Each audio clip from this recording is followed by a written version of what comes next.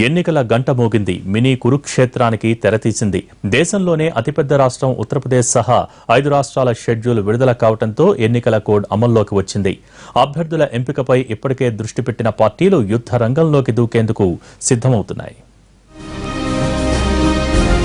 ఉత్తరప్రదేశ్, పంజాబ్, ఉత్తరాఖండ్, మణిపూర్, గోవా రాష్ట్రాల్లో 690 అసెంబ్లీ స్థానాలకు ఎన్నికలు జరగనున్నాయి.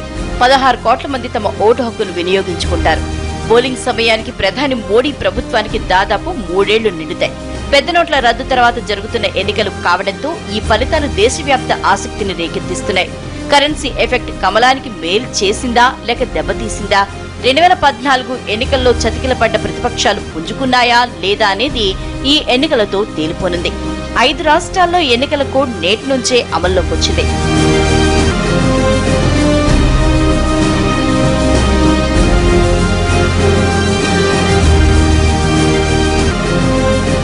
దేశంలోనే అతిపెద్ద రాష్ట్రం ఉత్తరప్రదేశ్. ఇందులో అసెంబ్లీ స్థానాల సంఖ్య 403. జమ్మూ స్టేట్ కావడంతో ఇక్కడ 7 దశల్లో ఎన్నికలు జరుగుతాయి. ఫిబ్రవరి 11న తొలి దశలో 73 స్థానాలకు, 15న 67 స్థానాలకు, 19న 69 స్థానాలకు, 23న 53 స్థానాలకు, 27న 52 స్థానాలకు ఎన్నికలు జరుగుతాయి.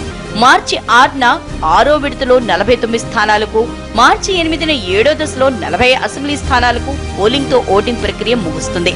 పంజాబ్ లో మొత్తం 117 స్థానాలున్నాయి. ఇక్కడ ఫిబ్రవరి 4న ఒకే దశలో ఓటింగ్ జరుగుతుంది. ఇక గోవాలో 40 అసెంబ్లీ సీట్లున్నాయి. ఇక్కడ ఫిబ్రవరి 4నే పోలింగ్ జరుగుతుంది. 60 స్థానాలున్న మణిపూర్ లో మాత్రం మార్చి 4న, 8న 2 దశల్లో పోలింగ్ నిర్వహిస్తారు.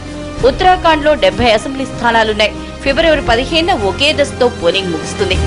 5 రాష్ట్రాల్లో మార్చి 11న ఓట్ల లెక్కింపు జరుగుతుంది.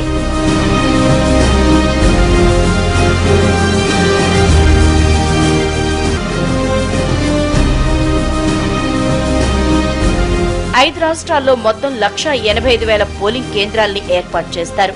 అభ్యర్థుల అఫిడవిట్ లో కొన్ని మార్పులు చేస్తున్నారు. పెద్ద రాష్ట్రమైన ఉత్తరప్రదేశ్ తో పాటు పంజాబ్, ఉత్తరాఖండ్ లో అభ్యర్థులు 28 లక్షలకు మించి ఖర్చు పెట్టకూడదు. ఇక గోవా, మణిపూర్ లో మాత్రం ఖర్చు పరిమితి 20 లక్షలే. ఈసారి ఓటింగ్ కంపార్ట్మెంట్ ఎత్తు పెంచుతున్నారు. ఓటర్ స్లిప్లను ఎన్నికల సంఘమే పంపిణీ చేస్తోంది. ఈ ఎన్నికల్లో ప్రతి ఓటరు తాము ఎవరికి ఓటేశామనేది తెలుసుకునే అవకాశం ఉంది.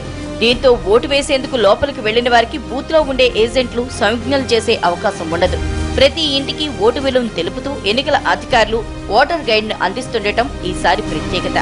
ఈసారి పర్యావరణ హితమైన వస్తువులే సాధ్యమైనంత వరకు వాడతామని ఈసీ చెప్పింది. సొంత టీవీ ఛానళ్లున్న పార్టీలు, నేతలపై ఈసీ ప్రత్యేక దృష్టి పెట్టనుంది. ప్రెస్ కౌన్సిల్ సాయంతో పెయిడ్ యాడ్స్ గుర్తిస్తారు.